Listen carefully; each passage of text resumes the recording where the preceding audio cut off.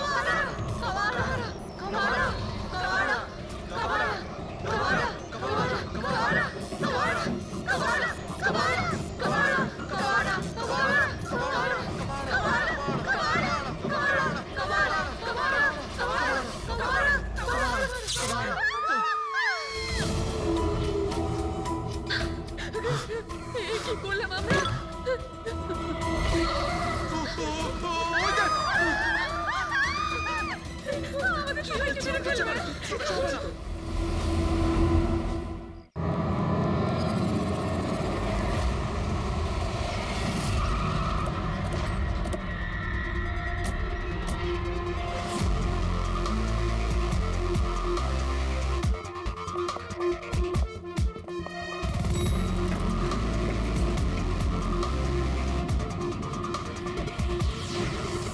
Excuse me, এক minute একটু সরে যান। আসুন স্যার, দেখুন কি নির্দয়ভাবে মেরেছে। আপনি কে? স্যার আমার নাম পান্নালাল, আমি আপনাকে ফোন করেছিলাম। সেট ভাই আর আমি বহুদিন থেকেই একসঙ্গে ব্যবসা করি। কাল সন্ধ্যায় আমি যখন এসেছিলাম তখনও পর্যন্ত সব ঠিক ছিল, তারপর স্যার এইসব ঘটে গেল।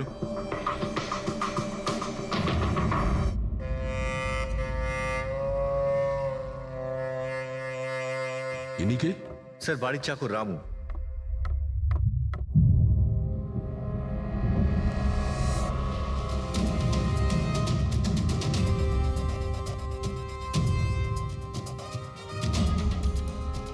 মনে হচ্ছে ঘুমন্ত অবস্থায় মেরে দিয়েছে, ওঠার কোনো সুযোগই পাইনি। স্যার, উপরে দুটো লাশ আছে।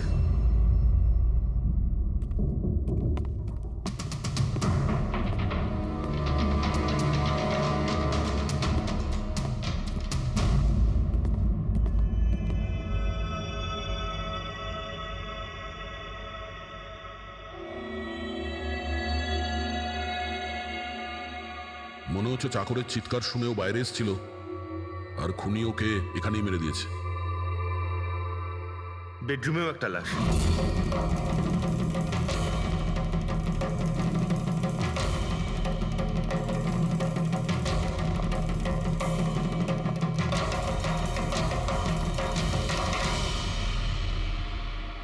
আওয়াজ শুনে হয়তো ওঠার চেষ্টা করেছিলেন আর এখানেই মেরে দিয়েছে।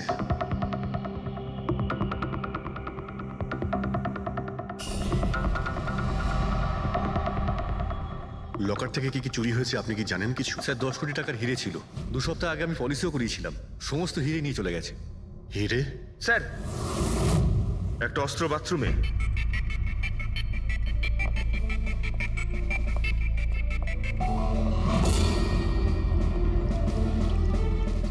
মনে হচ্ছে এইটা দিয়ে সব কটাকে মেরেছে।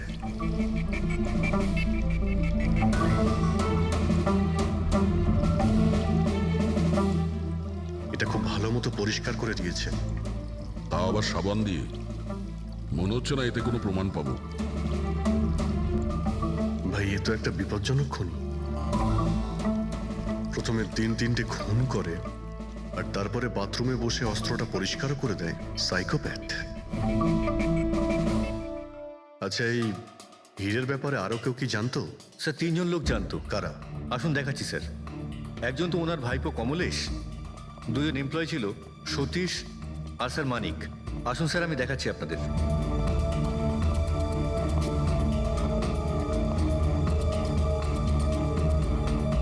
স্যার ইনি হলেন সেট ভাইয়ের ভাইপো কমলেশ।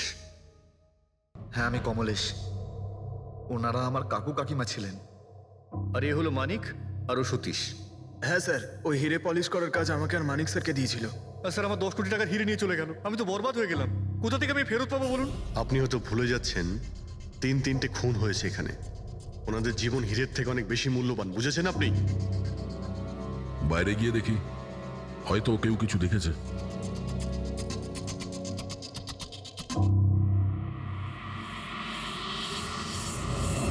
আমাদের কাল রাতের সিসিটিভি ফুটেজ চাই। এই ক্যামেরা চলছে তো? হ্যাঁ স্যার, কিন্তু কাল রাত 2 থেকে 3টের মধ্যে কারেন্ট চলে গেছিল।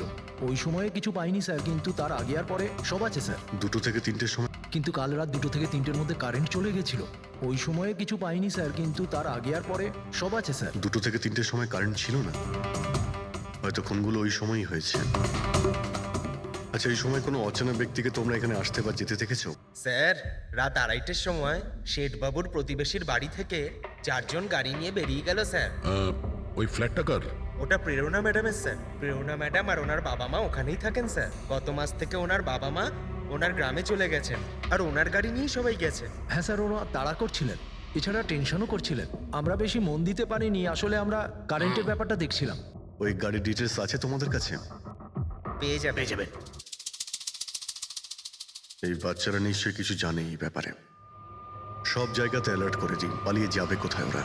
স্যার কিছু এমনিতে দেখি বা শুনিনি, কিন্তু একটা আজব ব্যাপার হয়েছে কালকে। মোটামুটি 1 ঘন্টা অবধি কারেন্ট ছিল না রাত্রে। হ্যাঁ স্যার, হ্যাঁ। স্যার এটা ক্রস এরিয়া, এখানে লোডশেডিং হয় না। কারেন্ট তো নিজে থেকে যায়নি, খুনি জেনে শুনেই পাওয়ার সাপ্লাইটা কেটে দিয়েছে। এই যে ডেলিভারি আর ইনস্টলেশনের মাঝখানে মিস্টার শেঠের ঘরে 3 জন এসেছিলেন।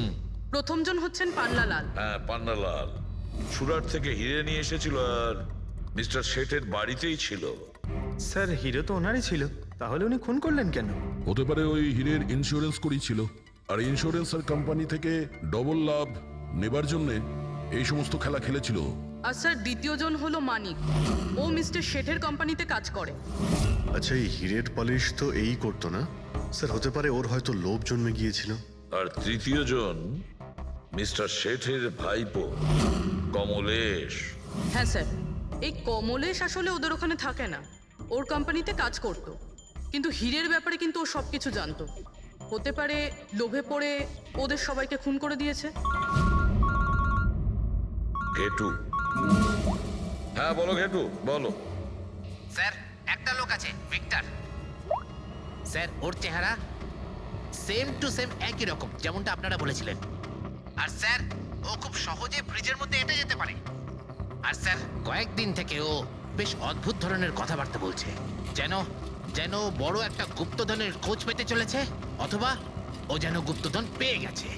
স্যার ও খুবই পাগল আর রকচটা ধরনের মানুষ। শুনেছি কয়েক বছর আগে ও নাকি সিরিয়াল কিলারও ছিল। স্যার সব থেকে ইম্পর্টেন্ট কথা যেটা হলো, খুন যদি ভিক্টর করে থাকে তাহলে আমাদের হাতে বেশি সময় নেই স্যার। হয় ও দেশ ছেড়ে দিয়েছে, না হলে দেশ ছাড়ার মতলব ভাবছে। ভিক্টর তো একটা মাধ্যম, ওর পেছনে অন্য কেউ নিশ্চয়ই আছে। এই ভিক্টর দেশ ছেড়ে পালানোর চিন্তা করছে। পালিয়ে যাবে কোথায় স্যার? ওকে পালাতে দিলে তো ওর ফোনের লোকেশন থেকে জানতে পারবো কোথায় লুকিয়ে বসে আছে। অনেক পরিশ্রম করতে হয় সিআইডিতে। আর স্যার স্যার এখানেই কোথাও আছে তাই না? হ্যাঁ ঘেটু, ওর মোবাইলের লোকেশন ওই আশেপাশে কোথাও দেখাচ্ছে। খুন করার পরে ওখানে লুকিয়ে আছো। ঠিক আছে।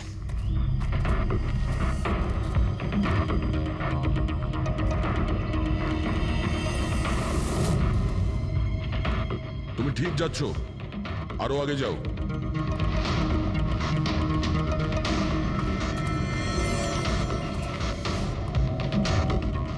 পঙ্কজ স্যার,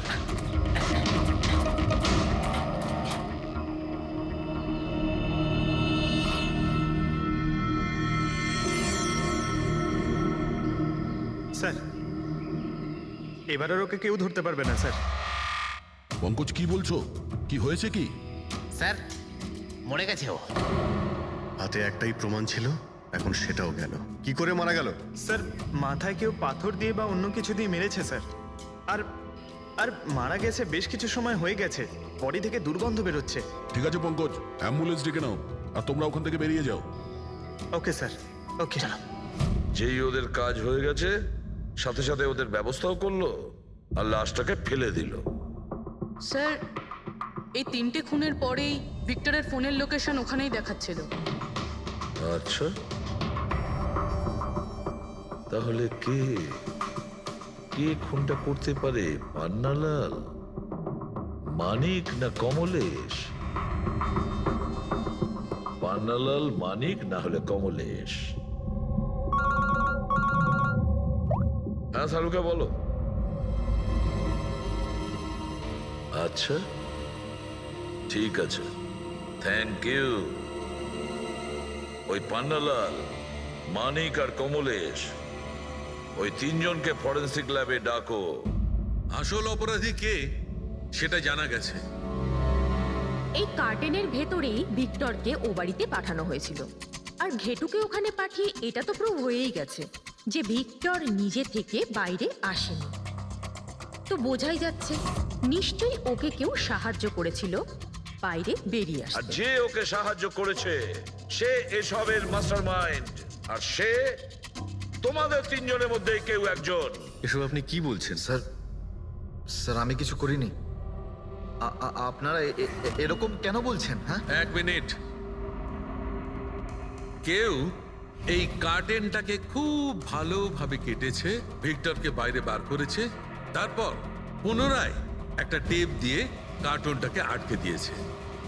কিন্তু এই কার্টুনের টেপটা মারবার সময় ও নিজের আঙুলের ছাপ এই চটচটে জায়গায় রেখে যায়, যেটা এখনো ইনট্যাক্ট আছে। এই টেপটার ওই দিকে। কিন্তু স্যার ফিঙ্গারপ্রিন্টস মিলবে কিভাবে? কার্টুনে তো টেপ লাগানো রয়েছে, আর যদি আমরা টেপটাকে ছিঁড়তে যাই তাহলে তো কার্টুনের কাগজগুলোও ছিঁড়ে যাবে। তুমি চিন্তা করো না পুরবি, ডক্টর সালুকে যখন আমাদের এখানে ডেকেছেন তো কোনো না কোনো রাস্তা তো আছেই ওনার কাছে। আছে তো, রাস্তা আছে। সারিকা, এই হেয়ার ড্রায়ারটা দিয়ে, এই হেয়ার ড্রায়ারটাকে আমরা এই টেপটার ওপর ইউজ করব। এই ড্রায়ারের গরম হাওয়াতে এই টেপটার ওপরের অ্যাডহেসিভ আঠাটা একেবারে গলে যাবে।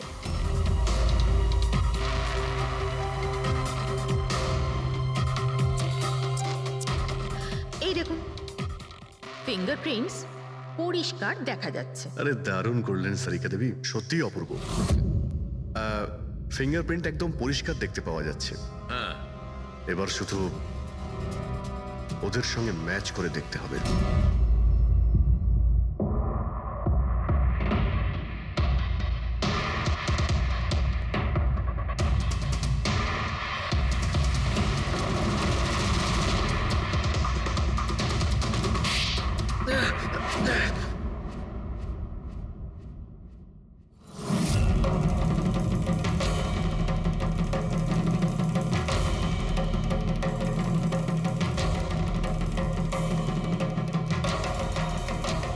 কমলেশ, হ্যাঁ, আমি করেছি। আমি ওই হিরেগুলোর ব্যাপারে জানতাম, আর আমি এটাও জানতাম যে ওরা একটা নতুন ফ্রিজ নিতে চলেছে। আর তখনই আমার মাথায় একটা প্ল্যান এলো। আমি ওই ফ্রিজটাকে ফ্রোজেন হর্সের মতো ইউজ করে ভিক্টরকে ওই বাড়িতে পৌঁছলাম। তারপর আমার হিরের লোভ হয়ে গেছিল। তারপরও রাতে বাড়ি এসে পৌঁছলো। তারপর সুযোগ দেখে আঙ্কেলের ফ্রিজটায় গিয়ে আমি লুকিয়ে গেছিলাম। আর তারপর ডেলিভারির পরে তুমি ওনার বাড়িতে যাও আর ভিক্টরকে ফ্রিজ থেকে বাইরে বের করো। সেই রাতে আমি কাকুর বাড়িতেই লুকিয়েছিলাম।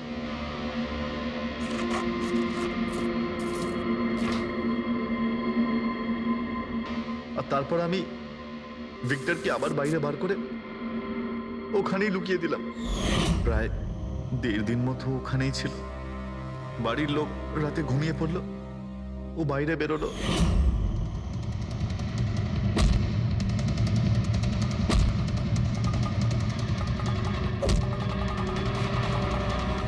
ও সবাইকে মারলো, আর তারপর হিরে চুরি করে আমার জন্য অপেক্ষা করছিল। ও, তাই ভিক্টর নিজের হাত আর অস্ত্র পরিষ্কার করছিল, কারেন্ট অফ হওয়ার জন্য অপেক্ষা করছিল, তাই তো? হ্যাঁ, তারপর আমি ভিক্টরকে আমার সাথে নিয়ে গেলাম।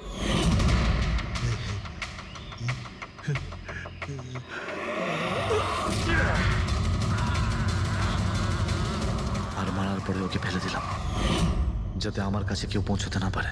এতটা ভেবেছিলে, এত বড় প্ল্যানিং করলে, কিন্তু তোমার ভাগ্য তোমাকে সাথ দিল না। এটা ভেবে দেখোনি তুমি যেই হও সিআইডিদের হাত থেকে তুমি নিস্তার পাবে না।